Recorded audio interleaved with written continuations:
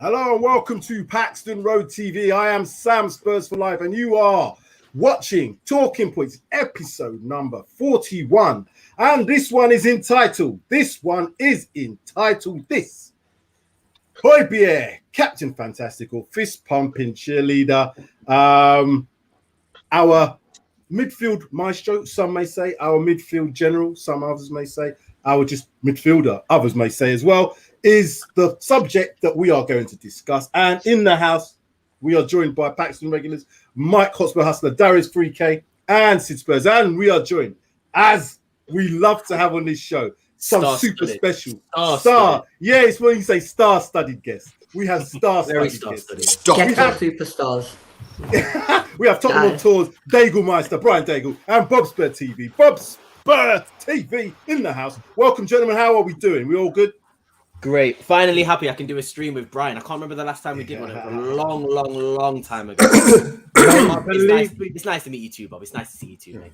I feel the same, Dennis. First of all, to you boys, I want to say it's the first time I've been on since you hit that magical number of 1,000 subscribers. So congratulations to you all for all the hard work you've done. It's a phenomenal channel, and I always have a great time on the show, especially seeing all the pre-match rituals, shall we say. And yeah, it's always a pleasure. So, guys, thank you for having me back on. Oh, stop it, Brian. Second that, long time coming. You guys know I'm always there in comments, super chats, whatever. Yeah, absolutely. About time. It's been. I've been having withdrawal symptoms. I've been frothing from the mouth. I've been shaking, having the sweats on. I've needed my Paxton fix, and it's all too much. It's all too much. I can't do the show. It's all too much. The emotion. Anyway, we are going to do the show. Gentlemen. So, yeah, what is it? About 3 or 4 weeks into Conte's reign. Yeah, we've seen some good, we've seen some bad, we've seen some ugly. But I think on the road to recovery is what I would like to think about this at the moment. And yeah, there's a long way to go. We know that. But let us deal with the matter in hand. That matter in hand being our midfield maestro, as I like to call him. Midfield general, some like to call him. Let us get to the first talking point of this show. Right, is he all that? Darius, I want to start with you. Great. I saw all your faces like, he's not coming to me first, is he? Oh, I am going to come to some of you soon. Don't worry about that. But Darius is going to be first up on this. Right, so you've seen the title of the show, Højbjerg, Captain Fantastical, fist pumping cheerleader. What's your thoughts about Pierre-Emile Højbjerg? I'm very angry you came to me first because I was going to sort of base my opinion on what everybody else had to say, but I'll go first. Is he all that? Before I answer this, I don't want everyone to get angry at me. He's not all that, but he is an incredibly important part of our team. And I think I've realized now, especially sort of after the way he sort of celebrated his goal and just looking at a few of his numbers and how much he's actually played for us and the minutes that he's actually put in. I think he started every game in the Premier League last season, if I'm not mistaken. I think he played every minute. We'll come to some numbers. We'll come to those numbers. Don't you worry about that. We got numbers coming. Yeah, just on that, I think technically, in terms of his technical ability, I think there are plenty centre mids in world football in the Premier League who have got a better technical ability than Højbjerg. But as we will get on into the show, there are other factors and other sort of qualities that Højbjerg has that are almost sort of they can't be rectified or they can't be recreated by other players. And I think that sort of the leadership that he brought and what Conte said was quite interesting. He mentioned sort of Højbjerg's lack of celebration when it was 1-1, understanding that 1-1 isn't good enough in that situation, and the fact that he wanted to sort of get the team back going again to go and get that second goal. I think it's those small things that I value so much about him, and also just the amount of game time that he does actually play in. Hopefully it doesn't catch up to him, because I'll give you an example. Pedri played something like 73 games last season and he's been out for a month this season, and it's really affected him. So at the moment, Højbjerg's going fine. He had a bit of a knock it during the international break or just before that because of the Mason Holgate injury, but he seems to not be injured. He seems to play every game. He seems to give 100% every game as well. I just think that maybe because he's such a difference in that midfield compared to all the other players, he sort of likes to take that responsibility on board, it's so drastic to the Tang guys and the Winkses and the other midfield players that we've got, that it sort of stands out a lot more. And I think that, like I said, there are plenty other players, centre midfielders particularly, that are quality-wise much better than him, but attitude-wise and mentality-wise, and it's such a cliche thing to say, but for Tottenham, it's so needed. I mean, we had no steel in that midfield when the likes of Dembele and even Wanyama left. So to say that we've got somebody in there who can actually sort of dictate play and be a bit of a Conte on the field for Conte and sort of galvanize the team in that way, I think he's important in that sense. And I like I said, I welcome him as a starter in that team because I know his importance. But if we talk about technical ability, I think there are a lot of players that are technically better than him, but that's not all there is in football, and we know that. So yeah, he's got his qualities. He definitely has a lot of qualities. Yeah, there's a lot obviously that makes up a footballer. It's not just the talent. You know, quite a few players who are talented don't make it in this game. But you know, there's other things that we'll get to in this show as well. I want to come to Bob next. Bob, talk to me about Pierre.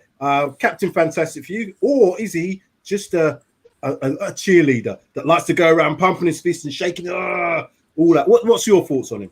I don't know if you guys agree, but probably from what I can remember, Michael Dawson was probably the last fist pumper, chest beater of a player we had. And like Darius says, we've not really had one since then. Ability-wise, not great, but let's be honest, he's looked good in a very average team for the last, year and a bit. Mm-hmm. He's looked good, or average this season, in a team that's lost 50% of their league games before Conte came in. So, as a character, he's Conte made, isn't he? You know, never say die attitude, always at the front for every battle and give it his all. And I think when he scored that equaliser just shows that we ain't going to settle at that. You know, Conte was going, get back. Højbjerg didn't even have to look at him. He was like, nah, let's go back. So character-wise, yeah. Ability-wise, it's going to come down to Conte. And if he fits into that system, he's had quality. When you look at wherever Conte's been, he's always had quality midfielders. Does Højbjerg fit in there? Højbjerg, like everyone else, it's up to the players to fit into that system. And for me, yeah, good player. But can we do better? Character-wise, maybe not. Ability-wise, definitely yes. Good answer. Like that one. Sid, come to you next. What comes to mind when you hear the name Pierre-Emile Højbjerg? I see Captain Caveman with his baton running around the pitch, battering some of them players.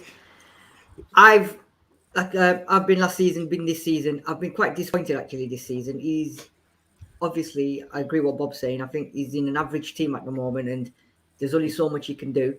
He had a really good Euros, and he's constantly playing. So maybe he's just fatigued, and maybe he's just playing around some shit players that are not giving as much as he's giving. But in terms of fist pumping and that, I agree. I think he's the kind of guy that can get everyone going. On Sunday, I think Conte started it off with his hands up in the air, telling the crowd to get going, and then I think Son started, and then Højbjerg done it as well. And they were the only two players on the pitch that I actually saw that actually went to the crowd, come on, and Højbjerg done it a few times. My only concern, or what I want to see more of him, is what he does for Denmark, because he was brilliant in the Euros going forward and that. So for me, he just needs to tweak that a little bit, start creating more. And I think he's passing as well. I think Jarius and Bob have said it. In terms of technical ability, he's not all there yet. But I think it's there in him. It just needs... I think if he had that quality player next to him, I think we'll see the very, very best of Højbjerg. I think it's just lacking at the moment. I mean, he must have thought on Sunday, oh shit, Harry Winks. He must have thought, fuck, there we go. What am I going to do here now? But I think, like you said, Michael Dawson was the last one to do it, and he's got it in him. He's just now slowly under Conte. I think we'll see the best of him. I think not until January, when everything else is sort of put into place and they've sorted out a few players and the attitudes and whatever. Because I don't know if you guys noticed, but once he gets going, couple of the other players started going, but it shouldn't be him leading them. It should be other people as well getting involved, not just him, not just relying on him. Because if he hadn't have scored that goal, who was there to do it? Yeah, I want to come around to Wally first, just to get your opening thoughts on the player himself before we kind of get into a little bit more of a discussion. So I'll come to Brian next. I'm liking that off-the-shoulder number, by the way. I wish I had a little bit of the off-the-shoulder number going off. I don't know what's going on with this, mate. I don't know what's going fucking... I don't know. Stretch this out. Probably watching too many Levy moments. Fucking shape. So, he's on the pool. He's on the pool. He is my favourite. But he give me a whole complex now, man. Fuck you come on here. I feel I've been abused. I want to report to HR.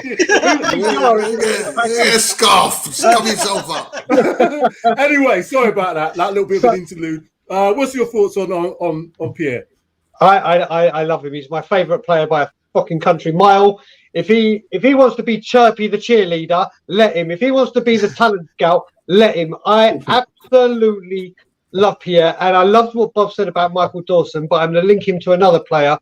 And it was a player that we desperately needed at the time to do the job that he does, and it's Wilson Palacios. Wilson Palacios came into the club when we needed a pit bull to snuff out all the danger and give it to the quality to go create. Only difference is we've got the pit bull, we've got no creators. We've got no creators. If you look at all the people call him the Viking, whatever you want to call him. For me, he's Terminator, because I swear to God, this guy don't get injured. If you cut him open, he's just got machine. He does not get injured. His attitude, his commitment, his desire, his passion is what embodies Tottenham Hotspur and what a footballer should do. He played over 60 games for club and country last season, and the majority of them in the high 95% plus 90 minutes of it. And then you look at games like the game against the Filth this season, whereas him with Deji and Ndombele, and he's doing three people's job. He cannot keep doing this.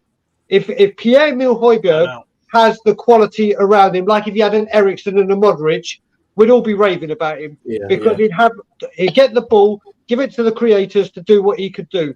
But he doesn't have that now. He is my favourite player.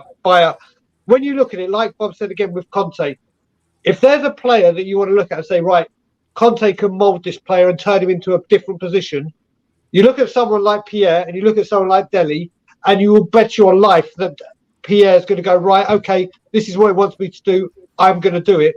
Now, as much as he is my favourite player, and he is by a country mile in that squad, the time for sentiment is over with this club.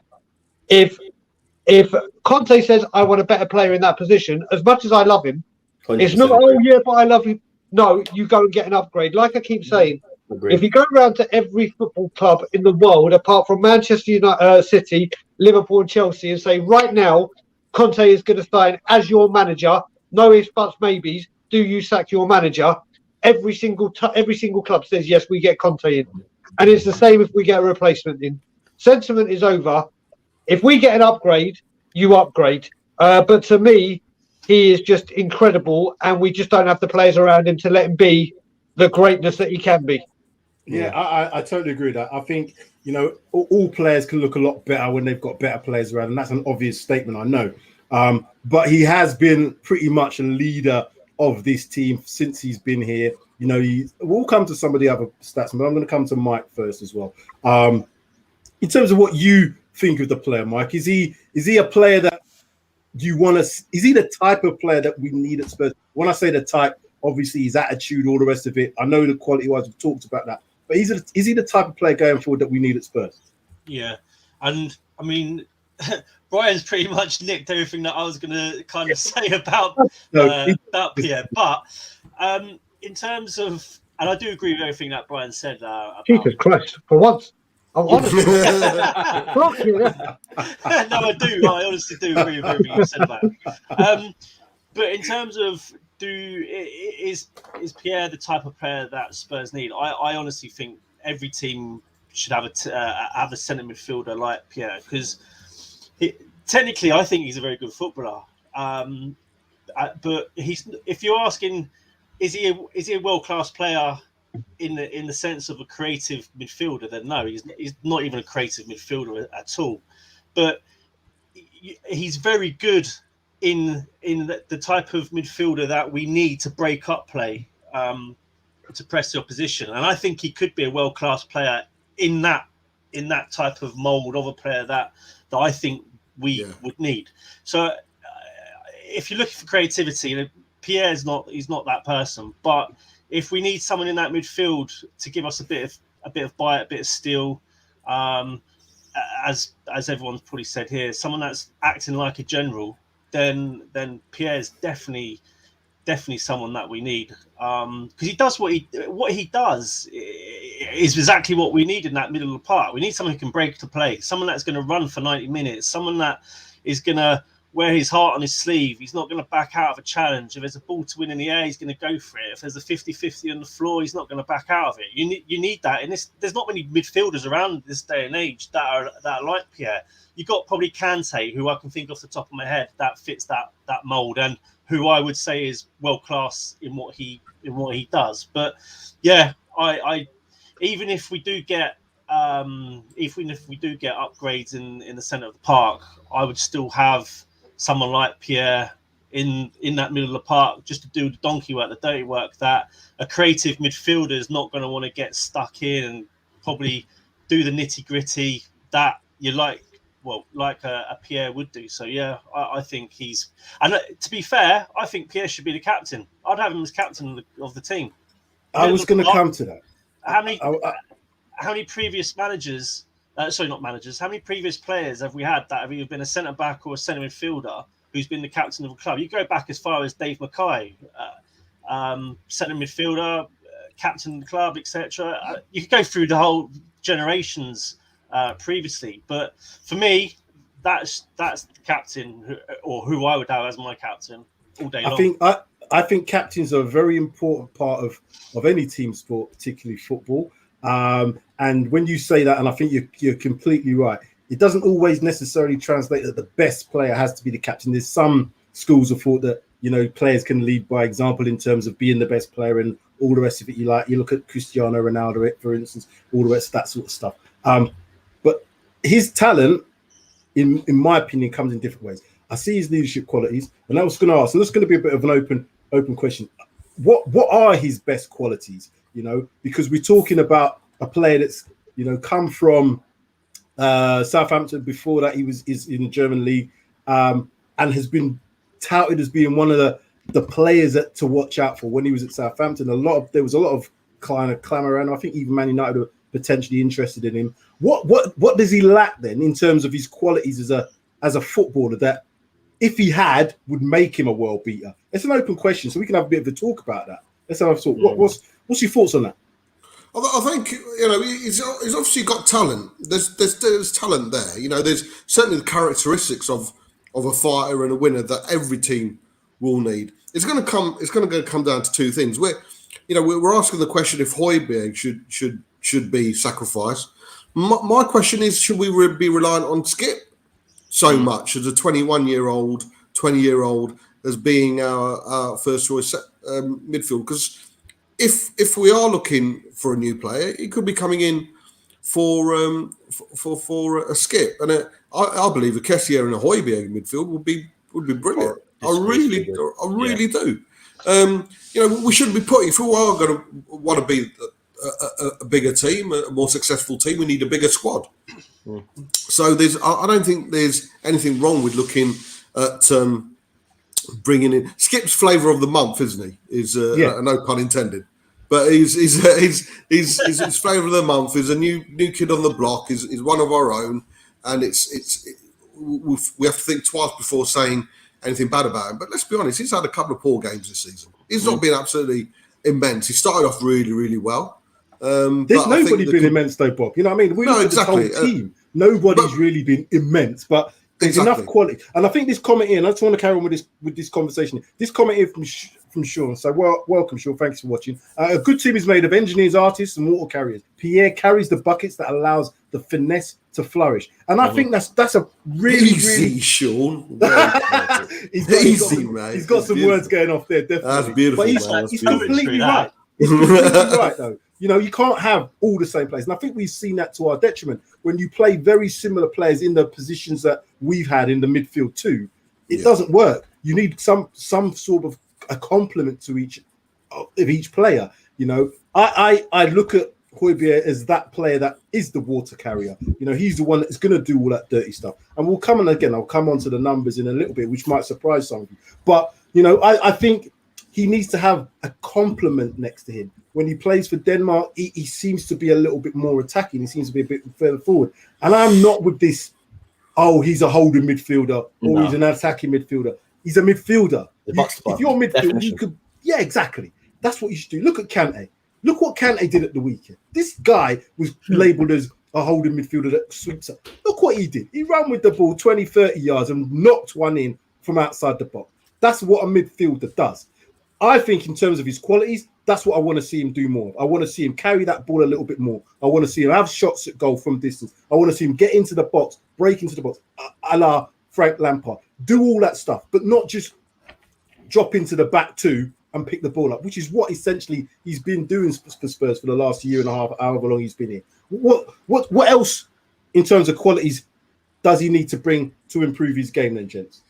I think he needs to his pace is that's what I was going to say. His pace, to be fair, but I think obviously pace you kind of born with pace. You can improve your pace to a certain extent, but if you're not a fast player, you're not really going to be able to get that pace from nowhere. But for me, when I watched him play for Denmark, he got 4 assists, I believe, in the Euros, and the one assist that he got for Tottenham that sticks in my head very, very much so is the assist he got for Aurier's goal against Manchester United when we won. First time pass through, it straight through the lines, and he does that a lot. And maybe he doesn't do that because he was sort of told not to, or he was playing more defensive. But for me, if we go into the market and go and get an actual either defensive midfielder or a sort of deep lying playmaker who can literally control the game from the base of that, like Calvin Phillips did against us in the first half for Leeds, from that centre-back role. If we can get somebody who can do that, Højbjerg is a sort of box-to-box, winning the ball high up, allowing us to sort of win that ball higher up and transition quickly will be why he will look a lot better for me, because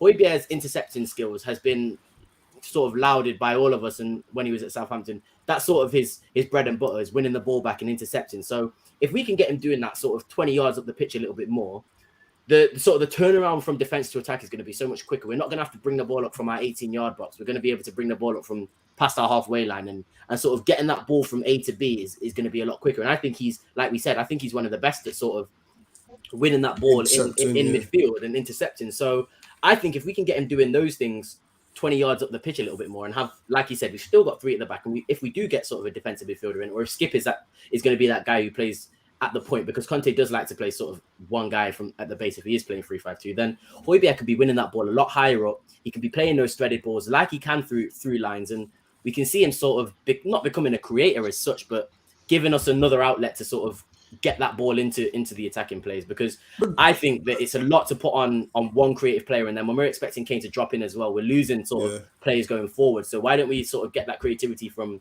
behind, as opposed to, do you know what I mean, like Kane coming in and dropping in? I think Højbjerg can do that. So that's what I want to see. I want to see him up the pitch a little bit more. Do you also think, Darius, with his obvious skills of being that ball winner, if you had a better player alongside him, in a way, because he wins that ball and plays it to a better player alongside him, makes him a better player? I mean, the player we're not talking about is Ndombele, and I believe if he gets that sorted, gets his physical sorted, him and Ndombele and Højbjerg could be a wicked midfield. Yeah.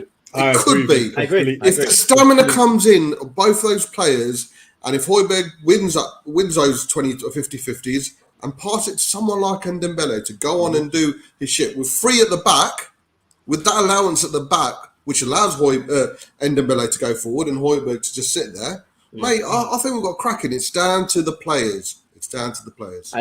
Don't you think when you mentioned Kante has a Jorginho or a Kovacic to be able to say, okay, you go forward, you prance forward. Don't get me wrong, Kante is levels above anyone. Levels. Yeah. But he can do that. It's kind of like in the 2016-17 when we had Wanyama and Dembele. People were like, right, off we go, because we can just sit back because we know what's behind us. When you see someone like Højbjerg, and there's 2 things I'll mention. first of all, a game against Man City where he celebrated a ball going off for a goal kick like he'd won the World Cup. And then the Aston Villa game that was at in the corner right near the end, where they were just, and he lives off this shit. When you look at it, we've got to remember, we all know what he can't do. But what he can do compared to anyone else in that squad, hands down, is determination, passion, aggression, commitment, which you can't train. You cannot train that. Even if you go and look at his opening press conference when he did his medical and whatever, and he was talking about in Pep, he goes, I've come from winning and I've got no problem pinning people up against the wall. If things are going wrong, I will sacrifice me for the team. You can't get that in the modern generation of players coming through. You just can't get that. So what we've got to do, we've got to try and find a way to use his strengths more than like diss him for his weaknesses. We all know that they're there. He hasn't got the pace. He can't drive like Kante. But you can't find another player in that squad. I think, like Bob said, Michael Dawson is the last one that you would say. Let me ask this then. Let me ask this then, Brian. Do you think he can develop his game further? He's 26 years of age. You know, he's not exactly old. He's quite young, fairly young. He's, I guess in his prime, coming towards his prime years. Can he be developed further by Conte to become the player that we would like to see? Because what I would like to see more of is like a Kante. Because when you mentioned about Kante, although Kante does have Jorginho behind him, there's not a problem in Kante tracking back 50, 60, 70 yards and making up the ground and then getting forward again in the next attack. That's the beauty of N'Golo Kante. His engine is just phenomenal. Now, I don't know if Højbjerg quite has that. Is that something that can be developed with fitness? I believe it can. I mean, if you look at it, and I'm going to choose two different players, Victor Moses, who would have thought he would have turned into the player that he turned into in that season? That's right back in the league that season. You look what he did with Lukaku at Inter. What he does compared to Mourinho is he will get players and turn them into better players. And the ones that he can't, he will get out of the club. If obviously that's a different subject going where I'm not going today. But he will get players out. So he has the attitude, the willpower and the determination to say, okay, Conte, you want to do that to me? Let's give it a go. And he will try. There's no doubt he will try. Whether he can make it to that next level is for us to see. But if he can do it to Victor Moses with, let's face it, Victor Moses compared to Højbjerg, when we talk about mental strength, determination, they're night and day. So if he can do it with players like that, I'm sure he can. I hope he can do it with Højbjerg. In all seriousness, though. Go on, sorry, I'm going to say before I say it. In all seriousness, though, if he can get a tune out of Ben Davies, the world can be maintained. You can do anything. I'm sorry, Mike. That was all I wanted to say. I don't even know what I can say off the back of that. What I was going to say, me personally, I don't know if I want Højbjerg to change the type of player that he is. If he can be even better at what he's doing currently, then I'm all for that. But I wouldn't want him to change the style or the type of player that he is, because even if we're playing in the two, even if we're playing with a two, I want, if I was the manager of the team, I want someone in the middle of the park who's got that bite, who's got that aggression. Because if we have as I mentioned, if we've got which we will end up most likely getting a creative type of midfielder, they're not going to do what Højbjerg will do. I mean, you look at Jorginho, he doesn't tend to get stuck in and do the dirty stuff like Kante does. But he's a metronome, though, isn't he? He'll tip the ball around. But what Højbjerg can do, I mean, quite often or not, sometimes you see, like, if he's gone early, when we was in a good run of form at the beginning of the season and stuff, it's almost like he sets the tone, and you want that sometimes a player in your team to set the tone so the others will follow. And I think that's what Højbjerg can do for us. I think he can set the tone. If we need to be aggressive, he can sort of set that tone for the aggression. If, like, when he scored that goal against Leeds, he didn't cheer or celebrate the goal, and no one else did. They all just followed him back to. It's like, if I'm going to do it, you're all going to do the same as me. If I'm not going to do it, you're still not. Do you know what I mean? So I kind of, if Højbjerg was to improve his game, I'd want him to improve upon what he's already doing for Spurs. So let me ask Sid, because Sid, you go to quite a few games, probably been to more games than anybody else here at present time. So what do you see from the stand that makes him a quality player? Or if you don't think he's quite, what is it that you see in his game that could be improved? What do you see as his good points anyway? From a watching from the stand, because it's always a bit different. It's when the camera's not on you, I like to see what players are doing, and that's why I like to watch live games, because you see what the players are doing off screen when the camera's not on them. What do they do? How are they maintaining other players? Because I've seen him, he's doing all of this, getting players. He's doing he's like Sissoko was, but better. Sissoko used to do that all the time. He put in, you go there, you go here. And he was like, well, do your own fucking job first, mate. But you know what I'm saying? What do you Sissoko was doing that. He was like, I meant to pass there, but he ended up there. Yeah, he was doing that all the time. Up there. That's what he was doing that for. I get frustrated watching him because I say, just do your bloody job, mate. Don't tell people to do theirs. Anyway, sorry, that's just a little bit of an aside. What do you see when you're there at the ground?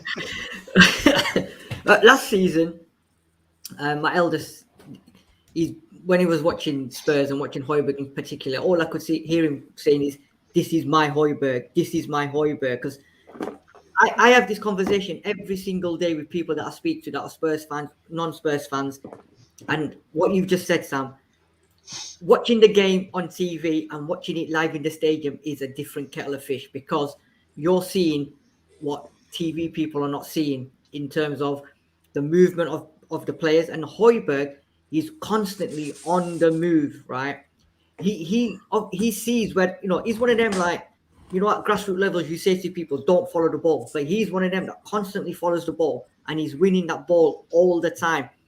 And when he's not on the ball or near the ball, he's then directing the other players, go there, go and get that ball, you pushing across that way. Constantly he's at it. And you can see the frustration on him as well, because a lot of you guys probably don't see that on telly. But when there's something not happening or someone's not done something, you can see him getting angry. You can, you can sort of see he's frustrated and he's peed off with some of these guys are not doing what he does and what he wants them to do. This season, I don't know, he's not been at it this season, but the games that I have seen, even though he's not been at it in his full game, you can see the frustration. You can still see him dictating, directing, telling players what to do and whatever. And there was a couple of times on Sunday where he was actually having a go at a couple of players as well, because they were static. They weren't doing their job. They lost the ball. I think he had a pop at Moro once or twice because he was just constantly running with the ball. I'd be having a pop at Moro all the time. If I was playing, exactly. I'd be having a pop at him all the time. Exactly. Yeah, but the thing is, he's one of them. He's a leader. He wants to win constantly. And like what you guys already said, he's one of them players that he doesn't need to look at Conte to get any inspiration or to get any instructions. He knows exactly what he needs to do and what other people are not doing. And he's constantly, he's constantly looking for where that ball's going to go. And he's in there. He's like a ramming machine where he'll just ram in, get the ball, do what he's got to do, and then move on and then get the next player. Whereas other players are not doing that. So it's very interesting what people see on TV, on whatever channel they're watching it on, and when you're actually at the game, because there is a hell of a lot of things off the camera that you're seeing or I'm seeing that a lot of the people don't. And this is what my boys have picked up as well. And even my wife, when she comes now, she picks it all up as well, and she sees stuff and they were like, look, and I said, I know we've seen all this, but all these people sat at home slagging this player off, that player off, they don't see what we're seeing in the background. And it's sometimes he's a joy to see. Like my little one, I'll say to him, look, watch him, look at the attitude, look at what he's doing, and look at the commitment he's giving. This is what you need to do. He may not be the best player on the pitch technically or whatever, but look at the graft and look at the passion he's got for that badge. But you know what else is such an important thing as well that I think people don't really appreciate from Højbjerg and players in general is consistent performances. I mean, I've always said this. I would much rather a player put in consistent 7, 8 out of 10 performances than a 10 out of 10 and then a 4, 3, 5 out of 10 next game and have occasional world-class game. I mean, I give the example of Pogba. I think Pogba's a fantastic player, but me personally, I would want a player who is consistent every game or more or less consistent every game, which is why I rate Skip so highly for his age, because it's such a hard thing to come across now, and it's sort of consistency in performance. And And Højbjerg does that, and that's why I've sort of got time for these players, even if they technically aren't, you know, the best players in the world. If they can sort of put on, and this is why, again, I'll give another example, James Milner's another player. These players sort of have longevity and are respected so much because they are just always putting in a good performance. And sometimes you just need that. Sometimes you just need that. You definitely need that. He's got a fit wife. He's got a fit wife as well. To be fair. I was going to say, because for children watching, just to say, a ramming machine is actually a player that plays very well in midfield, just in case. Because Sid, well, you've got to be careful. You're not seeing his wife, mate. They're peeling out. Wowzers. Anyway, let me come to this super chat here from Google. PEH mentality, no fear, work rate. He is all in. He definitely is all in. Right, let's move on to the next part because we've got another part to do. Right, this is PEH by numbers. Let me get myself all set up. I'm going to take this part off the screen and then I'm going to hopefully share what we've got. There we go.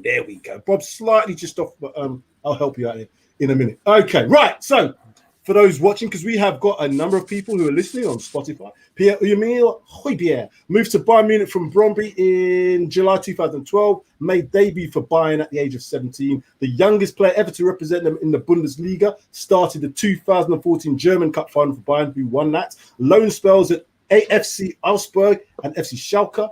Moved to the Premier League with Southampton in 2016, named a club captain for Southampton in December 2018, joined Spurs from Southampton in August 2020, featured in 54 of 58 matches for Spurs in all competition in his first season. And as you said, Brian, as well, that add on to that, the internationals that he did, made his senior international debut at 18 years of age, 52 international caps to his name, scoring 4 goals. He's 26 years of age. Next part, let's have a look at some of these numbers then. Right, so what I've tried to show here is his 2021 stats in comparison to the top-ranked player in that part and also what we've got so far in this season. So you can see he played every single minute of every single Premier League game for us. Every single minute. Didn't come off a sub, didn't get injured, nothing. Played insane. Every single minute. That's insane. So that is an absolute crazy stat. So far this season, he's played all 12 games. And as you can see by the minutes, he's only missed 1 minute. That's ranked him as 27. But obviously, that's still very, very early in the season at the moment.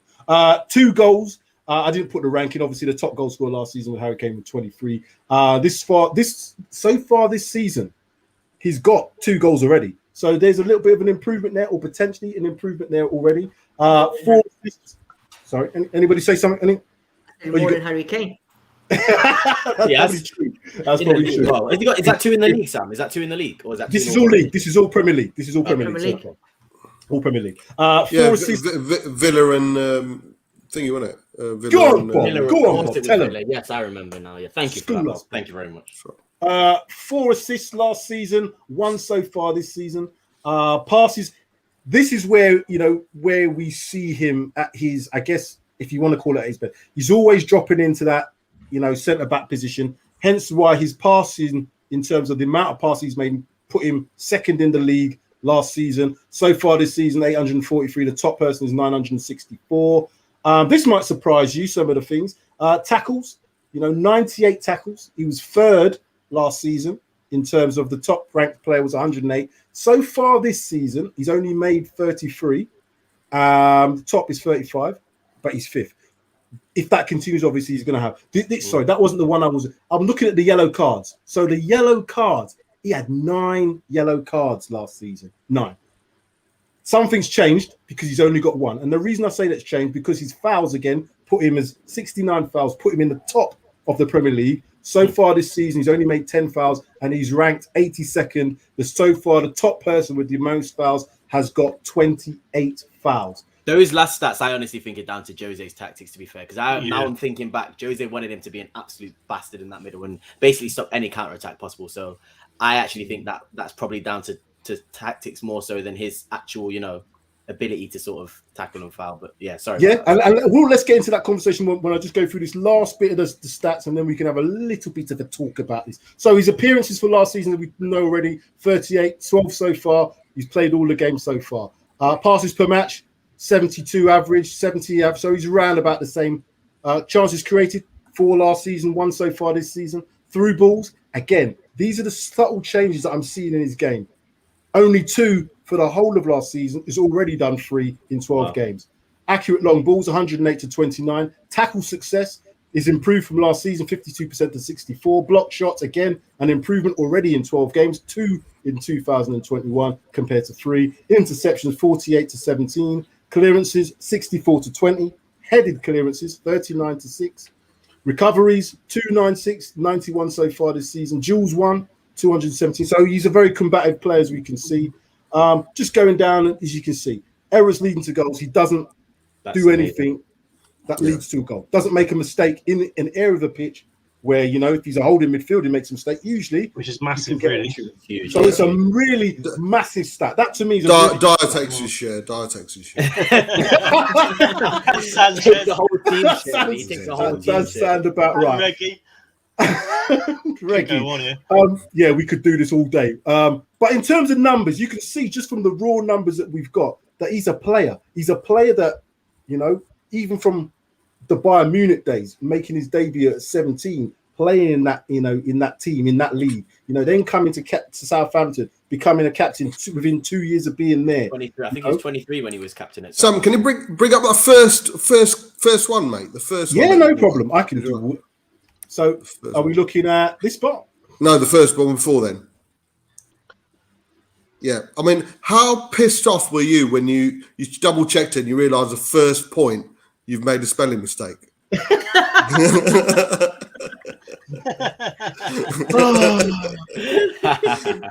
pissed off would you have been? Is that all you wanted to do? Instead of in, put if in. I thought I'll point that out.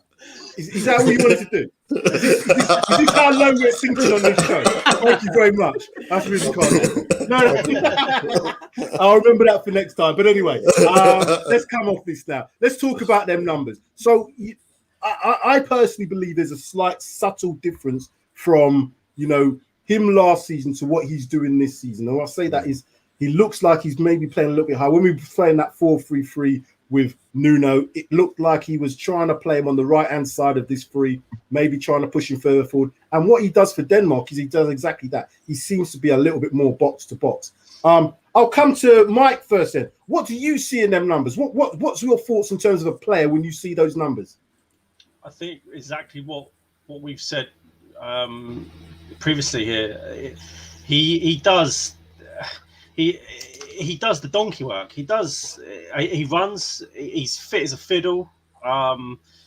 If you're a young player wanting to try and get into the first team, then who better to sort of model yourself on as a professional as Pierre Højbjerg. I think his stats speak for itself. He's exactly what we need in the middle of the park. And as I mentioned, from my opinion, why would we want to sort of change him as a player, or even get in another centre midfielder that is completely different to what he brings to the team? I think if you're going to play, it's better, and this all goes down to what formation we're going to play. If we're going to play the 3-4-3, then in my eyes, you probably still would need a Pierre in that middle. Just to add the aggression, do the dirty work. But if you've got, and this goes to whether he plays the 3-4, and if you put sort of a 1, then a 2, that's where it could get interesting. Do you think you're saying what Højbjerg is in the base as the lone defensive midfielder, or? Well, this is it. This is what I think will be interesting to see what he does, because we're not going to play 3-4-3 every game of the season. I think you'll probably find against the top teams, I think we'll probably play the 3-4-1-2, just for that extra body in the midfield. Can I ask you a question, Mike? Just on what you said. So the 3-4-3. If you had somebody like a Kessié or a Brozovic in with Højbjerg in that midfield, do you think that those two players? Because I think if you had Kessié and Højbjerg in a 3-4-3, I think that them two players have enough about them to sort of control that midfield without having to need that number 10? Do you just think that maybe with the addition of players that we could actually play that formation, or do you still think that 3-4-1-2? Because I actually think the 3-4-1-2 is probably the better formation to play. I would 3-4-3. I definitely could. If we get Kessie in, I think that it would look like we'd probably go to more of a 3-4-1-2. And I wouldn't be surprised if someone like Kessie, because he's more of a box-to-box player. Yeah. His style is different, in my opinion, to Højbjerg's. You might find then Ndombele comes in and plays in that number 10. That gives him that bit more freedom and license to do what we all know what he can do in terms of the creativity. It's going to be interesting. I mean, none of us here really, well, none of the fans really know what's going to happen in January. But I mean, I'm sure we would probably all like Kessie in if he comes in the summer. I don't think any of us here would turn our noses up at that signing. So, and we need competition in midfield. I mean, you could say Lo Celso. Would we miss him if he got moved on? No, that's not competition, Mike. Unfortunately, we so much like the deserts, Mr. Rain. Say again, Sid. I said I'd miss him so much, like the deserts, Mr. Rain. But there's three players. There's three players that you could get rid of in that centre midfield: Winks, Ali, and Lo Celso, and you could bring in your Kessie and two other midfielders that are upgrades, as Brian mentioned. You wouldn't argue with those players going out and upgrades coming in. So I'm going to ask Brian. Let me ask Brian. How do you think Conte can develop him as a player? There's some people in the comments saying he's 26, he's old for a footballer. I don't think he can develop. I disagree with that completely. I think he can be developed. But how do you see Conte developing him over the next year? Before I get that, what you got to remember with those stats that you brought up, that was under 4 different managers. Yeah. Playing 4 different styles of football, playing 4 different selections. And he is the one that stands out every single time and is still in the upper echelon of all those those stats. So, and didn't get a for them managers. He played every single minute. It wasn't like he was brought off every single minute. Mm-hmm. So they know that honestly the heartbeat kind of is there and there is something in him. Listen, for me, he needs a couple of players around him. I think what we've got to do as well is literally in games where we need to be ultra defensive, let's just say a game at Liverpool at home, play Skip and Højbjerg together because we need to be defensive and maybe try and sneak a game. But when we're playing, with no disrespect, a Burnley, a Norwich or whatever, you can take one of them out. This is where rotation and squad management comes in. You can take a Skip out or even a Højbjerg out because you're playing him so bloody often. You're probably giving him burnout. And you can play an Ndombele and let's just say Lo Celso for now. Not that I think he should be, but he needs. If you look at it, he's been here for like I said a year and a half. 4 different managers, 4 different styles of play. Now with Conte, you kind of know it's going to be 3-5-2 or 3-4-3. This is what you're doing as a midfielder. This is what your job is, and this is what I've got you here to do. So he's for once going to be told something to do. And it's going to be regimented and strict and always the same. This is what you do. This is your job. This is what I want you to do. So this is where we're going to get the best out of him because we played him here, there and everywhere. I mean, at the end of last season, he was doing 3 people's jobs. He was being a creator. He was being a midfielder, a defensive midfielder, and trying to help the defence that was shambolic. And then obviously with this playing back at the 3, it's going to allow us to have a bit more creativity up top, which we know we desperately need. If it was an Ndombele, let's say an Ericsson, we wouldn't be having this conversation because it would be again going to Palacios. They would just give it to a Bow, they would just give it to someone, and off you go. Again, you look at it, and I'm going to keep going back to the guy who I want to grab by his hair, spin him around, and wherever he lands, that club keeps him in Dele Alli. And literally, I mean. That guy, you talk about PEH by numbers, that guy's doing colour hair by numbers. It's literally a different colour. Right, you see the new pink strands he added this weekend? Oh, mate, I went mad. It's matching his boots. Oh, I couldn't believe it. Mate, it's like literally, I think he wants to be the next Joseph in the musical. And literally, it's getting to that point. But if you say to me, someone's going to mould a player into Conte's going to mould an Ali to release his creativity, or he's going to release a Højbjerg to do whatever he wants Højbjerg to do. I'm putting all my money on Højbjerg every single goddamn day of the week. And that's what we've got to do. It's all about finding the correct partnerships. Like you had a Vidic and a Ferdinand, like you had a Sheringham and a Klinsmann, like you had a Scholes and a Keane. It's finding that person. I keep going back to my statement. If someone comes along and there's a chance to get an upgrade on a Højbjerg, as much as I love him, you take the upgrade. You take the upgrade. But right now we need creativity. And that's where Højbjerg can complement someone who is creative.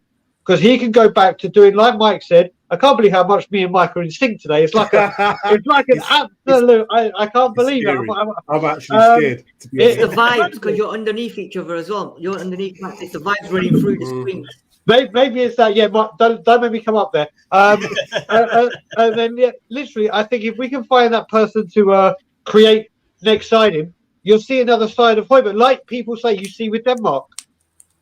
So I'm going to come to you, Bob. You'll see a different side of Spurs as well. 100%. A much balanced Spurs. I know, Mark, you mentioned earlier that you want to see Højbjerg do his job, whether that's a holding midfielder, whatever that would be. Yeah. I want to ask Bob, do you see him as just a holding midfielder? Because under the system that we've got now, particularly if we play 3-4-3, I think you're going to need to be a bit more than that. I don't think you can just be a holding midfielder. So what do you see him as? Do you see him as a player that can only do a job in terms of that breaking up play, or is there more to his game subtly that can come out in the system that we've now got? Remember, he's played all the games so far. With Conte in charge, it's changed everything, really.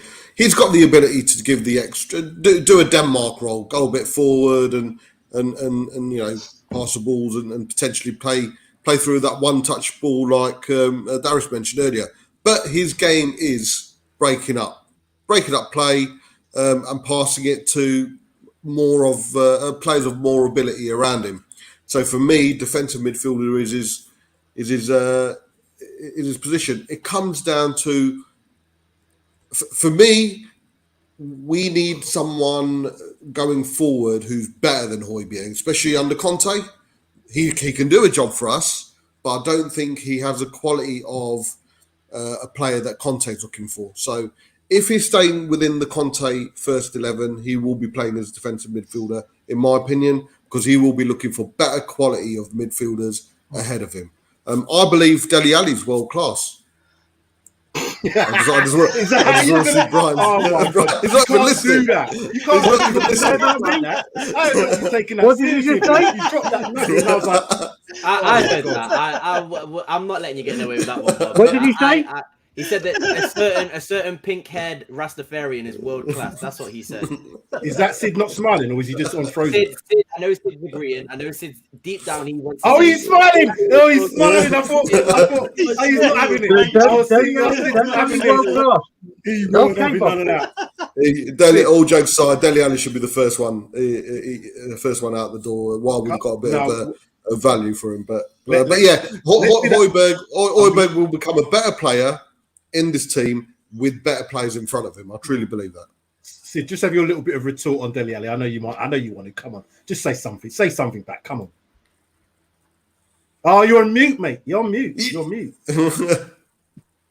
still on mute, mate. Okay, yeah. So it's gobsmacked. That's what it was. I'm gobsmacked. Yeah. See, Simon Stevens is saying I was shocked. I was froze.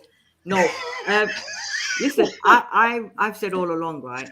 Conte's seeing things in people. He's giving everyone the opportunity, and if Conte cannot do anything with Dele between now and Jan, then he's got to go. He's got to go. Sid, he's already improved players. I know. Ben Davies has probably been one of our best players. That's a mini miracle. That's a mini miracle in itself. I don't know how does that happen? That's not. He's had the touch of Conte, hasn't he? That's what it is. But the thing is, he's got to play Dele in the position he wants to play and give him a chance. You can't bring him on. You can't bring him in for 6 minutes, right, and expect to get something out. I don't think you can bring anyone on for 6 minutes and try and get something out of him. down, isn't it? Ole Gunnar see how he gets on against Solskjaer won Yeah. the Champions League in 6 minutes, did he? Yeah, but that's There you go. different. Teddy Sheringham scored I'm just the saying. goals. Just saying. You can give someone the best 6 minutes of their lives in 6 minutes. Remember what we're doing on this show, lads. I'm going to have to be careful here. With Especially if you you're on ramming this it as well. Jesus Christ, what's going on? Kids, if you're watching, don't listen to people like Bob and Sid on this stream tonight.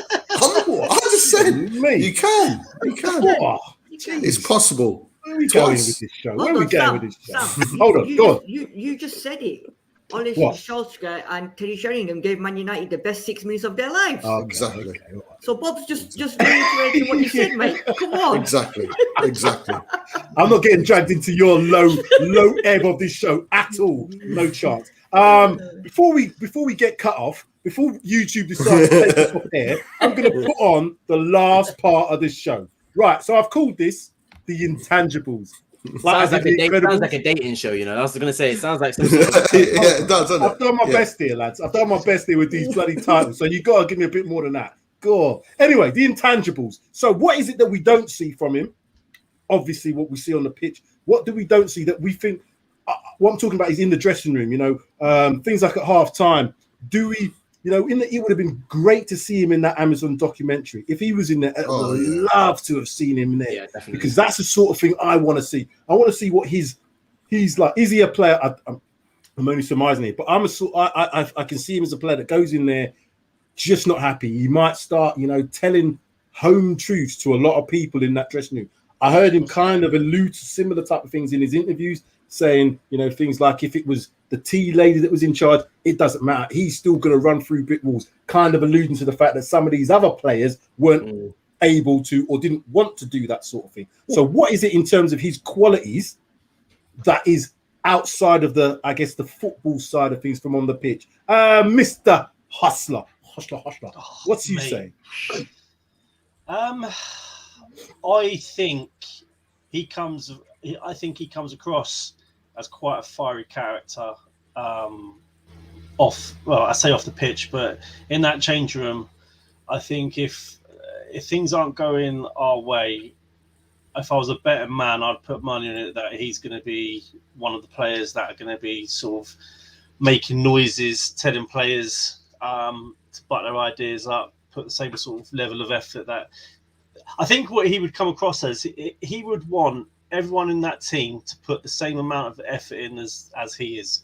And if he was having to go at players, I think it would be very much along those lines as to, I'm not asking you to go above and beyond what I'm doing. I'm asking you to meet the same level of effort, the same level of passion, the same level of commitment that I'm showing. And again, this goes back to the point where if that is the case, that is who our captain should be.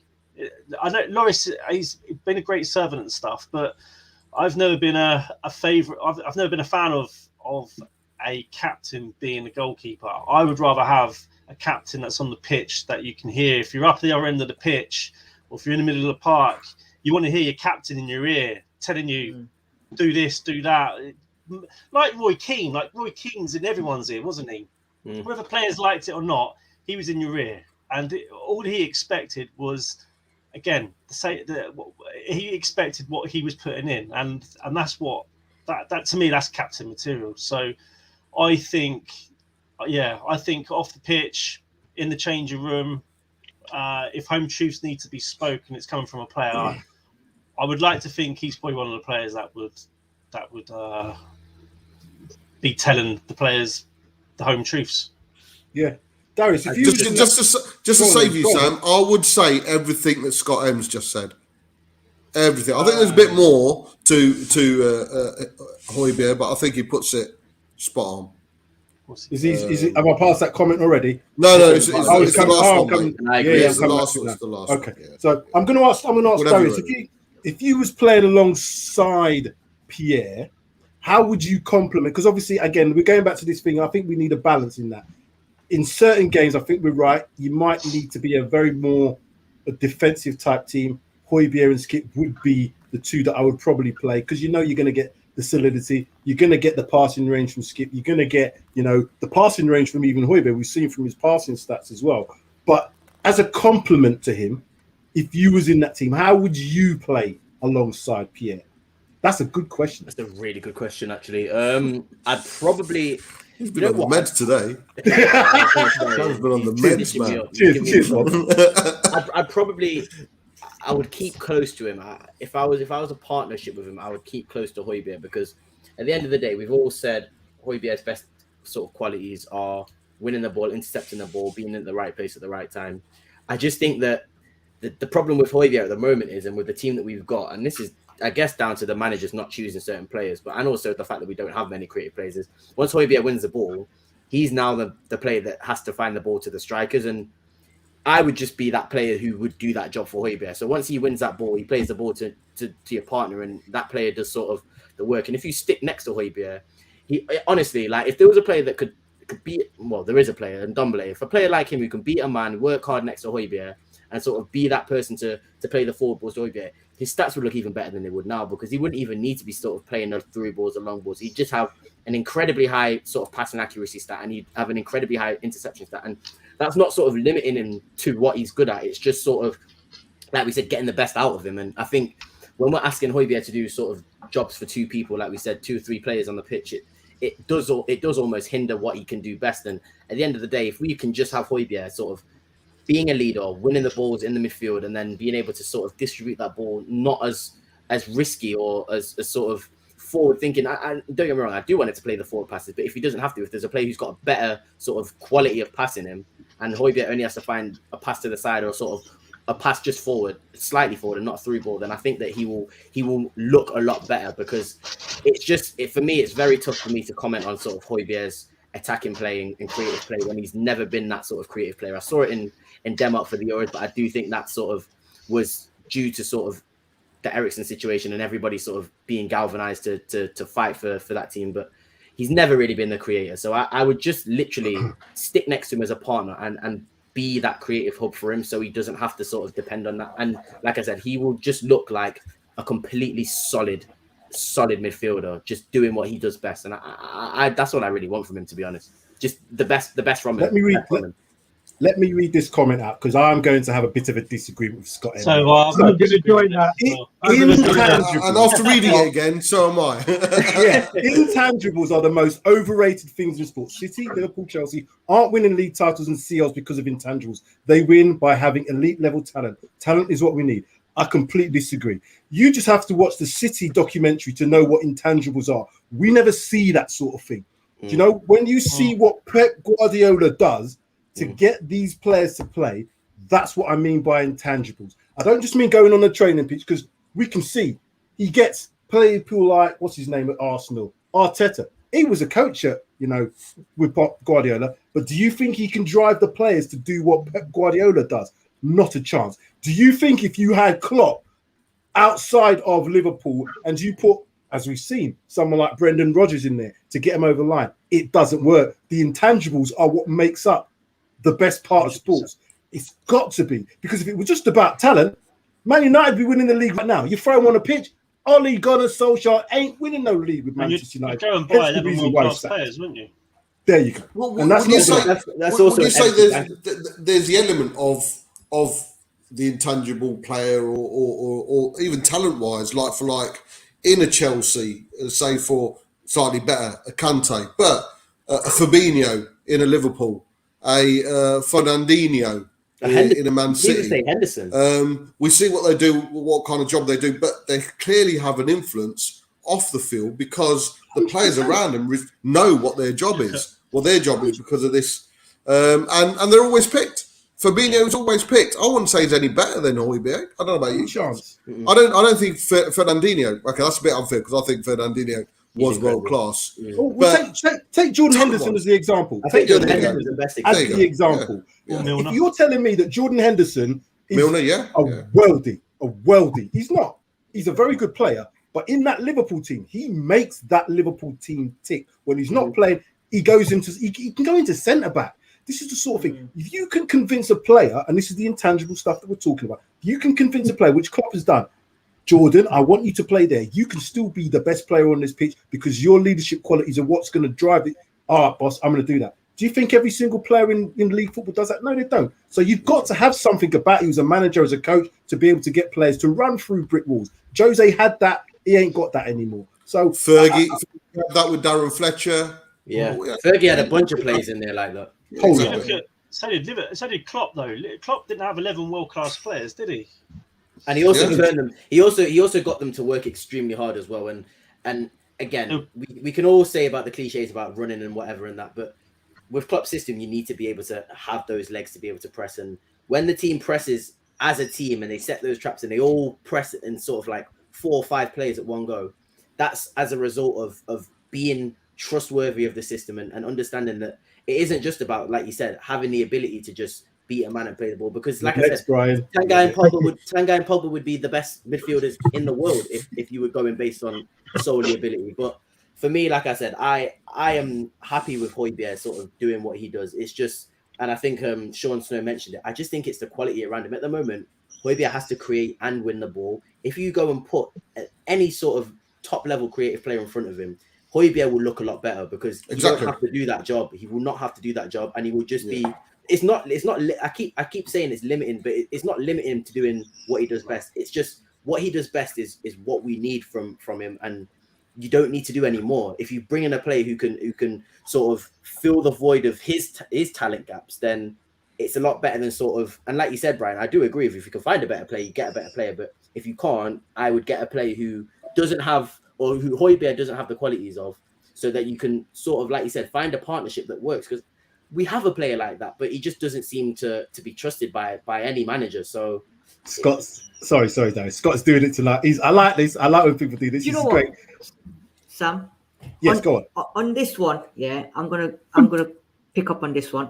I'd rather have a team of intangibles than a team of talent, because 11 talented players are going to become individual players who are not going to play as a team, 100%. right? The intangibles are going to help every single one of each players out who's got the best ability, and they'll work as a team to get that result. Talent is going to do it individually. I want to be the best, yeah. And they're sometimes that helps. Sometimes it does help. Sometimes, but you can't have 11 talented players on the pitch. So look at teams like PSG. You can see that.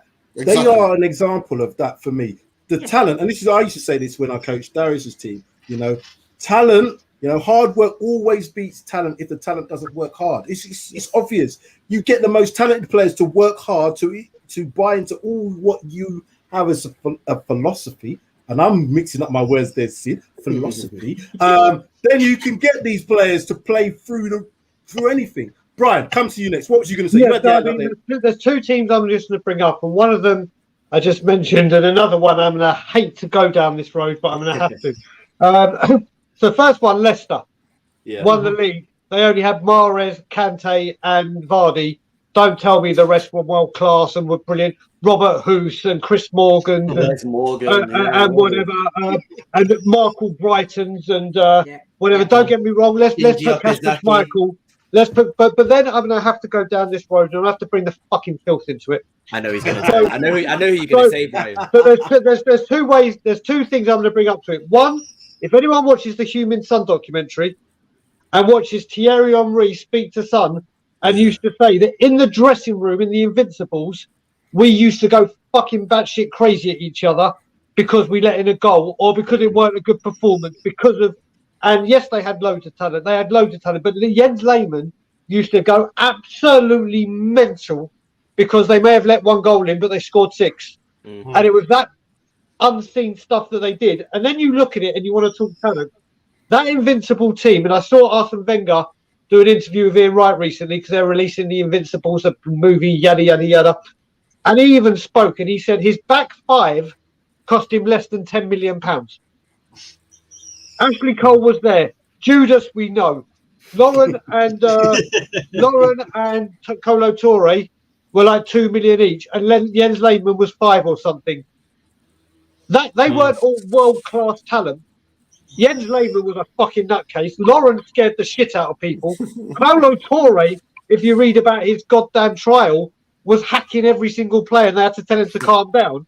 It's because of his tangibles that were literally his charisma, his application, and everything. So what Scott was saying has a lot of right on it, but it's not night and day. You look at the two examples I just gave, and it's night and day. If you have an empty bank, if you have an unlimited bank account, like the Man Cities, like the Chelseas, you don't have to really care about the intangibles because you can put 2 world-class players in every position. But Spurs are never going to spend that money on 2 world-class players in every position. So till now. I mean, I'm going to hold my judgment, but like I said, you can, like we've all agreed on this. You can, if you can't bring in talent or that much talent or that many talent, you bring in players who are going to, improve themselves and want to improve. Well, I'm just going to say, Darius, we saw that on the second half performance of the weekend. That first half performance we did against Leeds was awful. Atrocious, awful, and terrible. Sid was at the game. You know yourself, they were booing at half time. It was that bad. The second half, and this is what I'm saying about Conte, because I think he's going to bring this. He's going to bring that stuff that we don't see on the pitch in terms of his tactical stuff. We see all that. But that actual, I'm going to make sure that I drag you lot through no matter what. You're going to look at me on the sidelines and you're going to understand that if you don't win this game, someone's going to lose an eye. Someone's going to lose a leg. Do you know what I'm saying? That's the sort of attitude that he's got. And that's what happened the second half. So it's got to be part of it. So again, I'll come back to the point. Do you see Conte being able to bring something else out of someone like Pierre-Emile Højbjerg that's going to make him next level player? I just think he'll perfect a lot of. I just think he'll basically find the role that he needs to play, and with it's for me, it's players. I just think we need more creativity to just support Højbjerg, and as soon as that happens, I think you'll see you'll see him look a lot better, because I just think that when, especially in that Leeds game, Højbjerg was trying to beat a play, he was trying to find a pass, and it just wasn't really working, and he was still doing all of his good stuff that he normally does perfectly fine. But the reason I was getting annoyed is because he wasn't finding the right pass. If you've got somebody to do that for him, he probably would have been the man of the match on that day. So yeah, it's difficult for me. I just think it's two more players, 2 more creative players in that midfield, and he will look probably 10 times better than he already does. Bob Spur, go on then. If we're thinking, if we are going to go down the Conte route, which quite clearly we are, I still think we can't expect miracles. Yeah, he's good at making average players better and good players world class at times. The fact is, we've got too many poor players who have been not only poor players, but a lot of players who have been poor.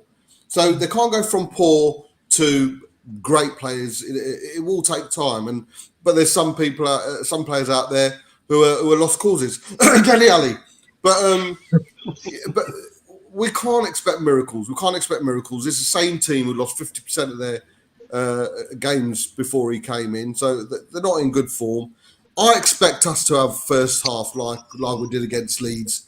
There's nothing wrong. There shouldn't be anything wrong with us to say that Spurs have been shit. Spurs were shit against Everton. There's nothing wrong with that. These are the players who have been playing shit all season. We were shit against Leeds in the first half. By saying that, that's not to the detriment of Conte. You can't expect them to do miracles. It's because of the players. I'll tell you what the Leeds game showed me is what we've had to deal with all season and what we can have with Conte in that second half.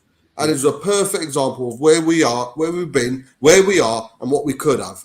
And what also shows you, Bob, though, is that there's no excuse for the mentality. We can't now put it down to these mentalities, because that's what I was doing. The mentality's weak. He was able to get a tune out of them because they weren't winning that game under Nuno. They weren't winning. That's why it's world class. That's why it's world class, mate. That's why it needs to be back. It needs to be backed. He'll turn some good players better. Like I say, Ben Davies is a mini miracle in itself. Of course, we're not expecting him to be there all season or next season, be the linchpin of a left-sided centre back. Of course, we're not. But the fact is, there, and if we had to pick a first 11 tomorrow, we're getting in a league game, he'd be in it. Who would have thought? But like I say, he will do that. But of course, he needs backing. He needs to bring in his own players, and that's when we'll go to the next level. We are not going to the next level with these bunch of players. We're not. But we are. What we can see is an identity already, which we haven't seen for 2 years. We've seen a pattern of play, and we've certainly seen a mentality change, and we've not seen that for God knows how long. Very true. You can see that the mentality has already changed to a certain degree, because we would have lost that Everton game. Oh yeah. And Vitesse, we would have lost. We would have ended up drawing with. We'd have lost the Leeds one as well, Mike. Yeah, Leeds. Yeah, we would have done. Yeah, 100%. Right then, gentlemen, I'm going to come around each of you. I'll give you final thoughts about our topic of the day, which was Pierre. And you can either do it as this. You can either say Captain Fantastic or fist pumping cheerleader. I'm going to start with you first, Mike. Me. I'm going to keep it simple. I'm going to say Captain Fantastic. Yes, the whole show we've agreed. Yeah.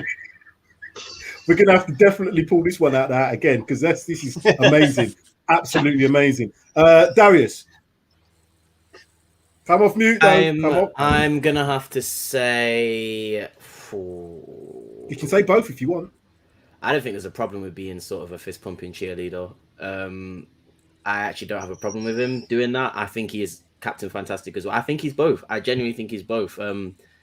It's just one of those where I don't want to see sort of his performance go down because he's trying to do too much. I think if you just support the guy and let him do what he's best at, you will see the best of Højbjerg. And it's just about sort of understanding that he isn't going to, like Brian said, he isn't going to do the dribbling. He isn't going to do the pace. He isn't going to do the shooting from long range and what Kante does. But what he will do and what he's very good at, he will do fantastically. And if you just support him, that's really all I can see that will make that better for him. And like you said, he might not improve as a 26-year-old, but even if he does improve by 25-30%, I think you'll probably see an even better, potentially world-class player come out of him. So I just think support him, give him players around him to do the creative stuff, and he will look like a genuinely world-class midfielder, genuinely. So yeah, I think he is Captain Fantastic and he is a fist-pumping cheerleader. He's both.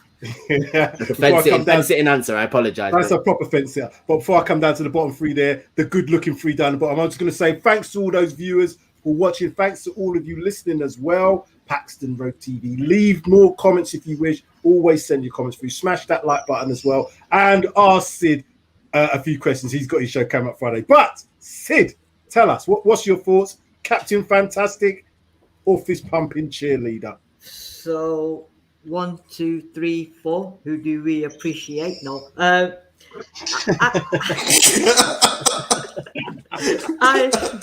He's frozen.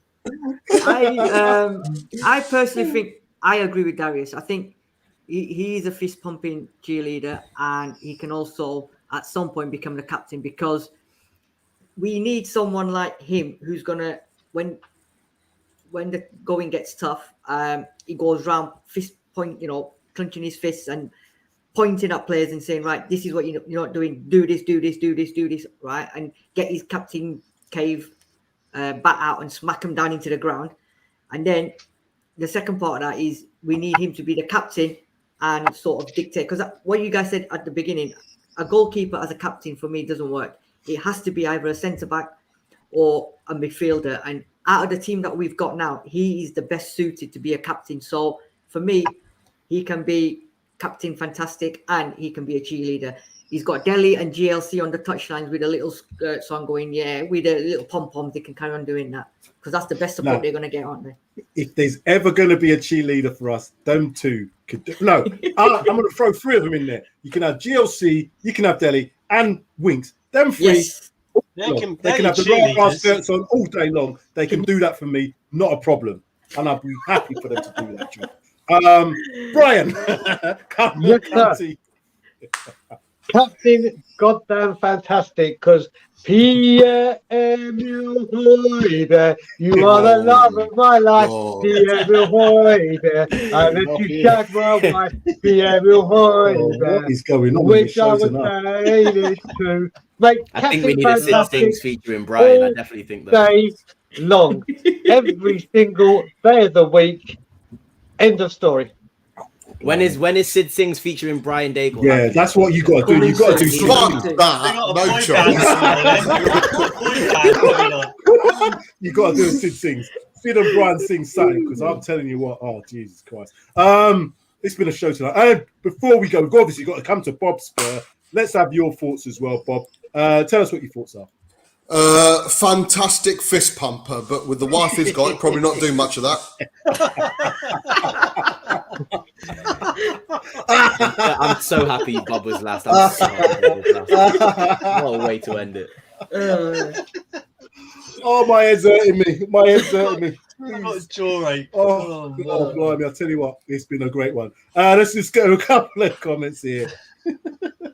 Sorry, Brian, had to mute your singing. I just had to take my headphones out there, but I kept them in. Don't blame you.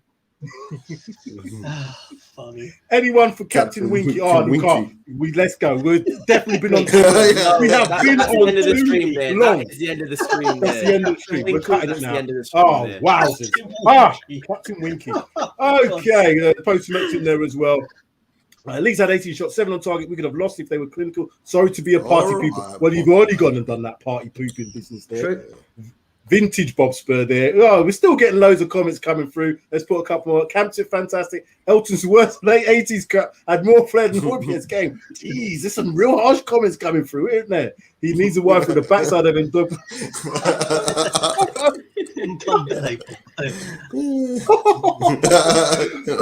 Let's end with this one.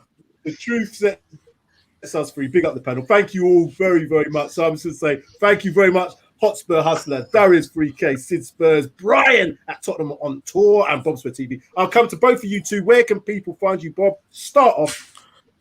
Bob Spur TV doing. I'm just going to concentrate on specials now. They seem to be the one that seems to be making the news more. So I had one last week where we were talking about social media. I've got one coming up speaking about Qatar 2022, and then a special talking about the Y word. So social media.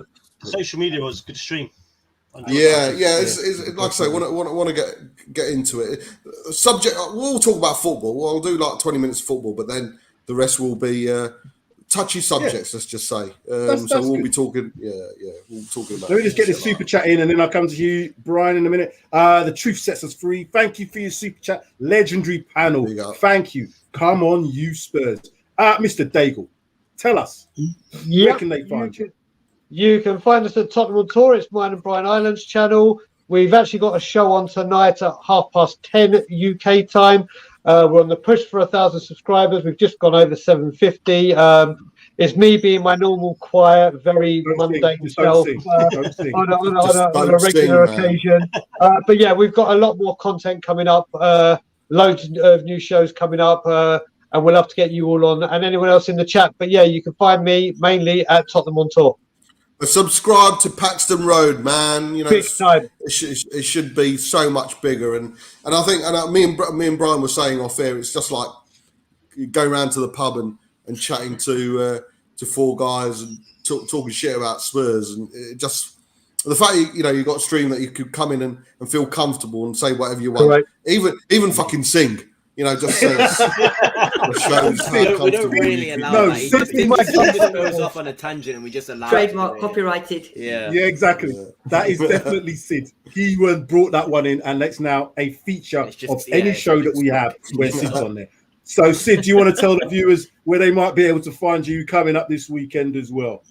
Yeah, so this weekend I will be doing Ask Sid. So everybody, even anyone who's watching, listening, anything you want to ask Sid, just ask away, because I'll be there. Oh my God.